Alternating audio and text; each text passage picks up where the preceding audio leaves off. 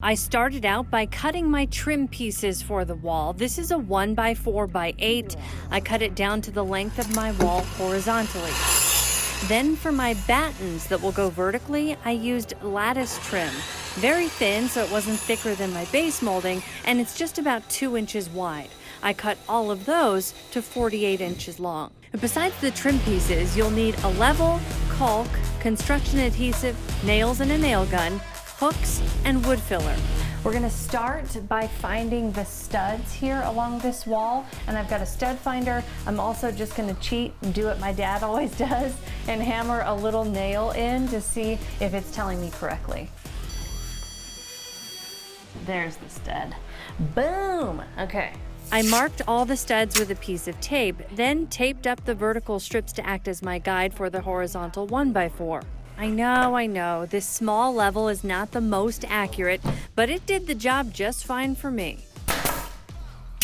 Then I placed a vertical strip at each edge and put the others about 9 inches apart. And as you know, with DIY, we eyeball. I used a construction-grade glue gun to secure these, checking with the level vertically too. Yes, we are using the construction adhesive, but I also want to secure these with a nail. And when we're not hitting a stud, you want to make sure you're driving them in one at each angle.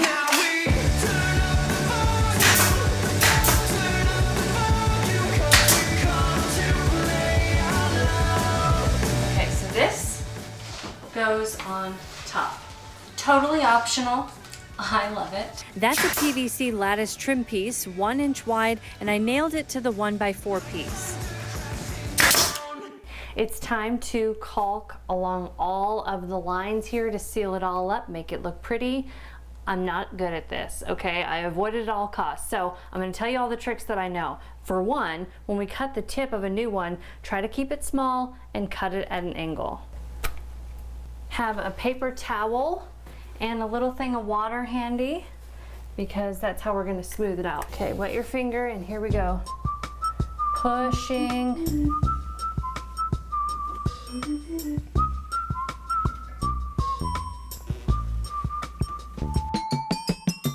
Now, when you're gonna do a caulking line that you want it to actually be clean, you definitely wanna put painter's tape. We're not gonna be painting up here, so we want it to be clean along this top edge. We're just gonna fill some nail holes here. And you wanna overfill them, because then we're gonna sand it smooth. While that's drying, let's go outside and spray paint the hooks. I'm recreating some really expensive hooks from Anthropologie. They're like $18 a piece. These were from Hobby Lobby for $4 a piece, and then just a cheap can of spray paint.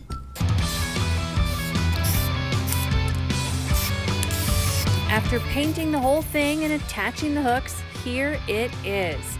Total cost without the paint, under $60.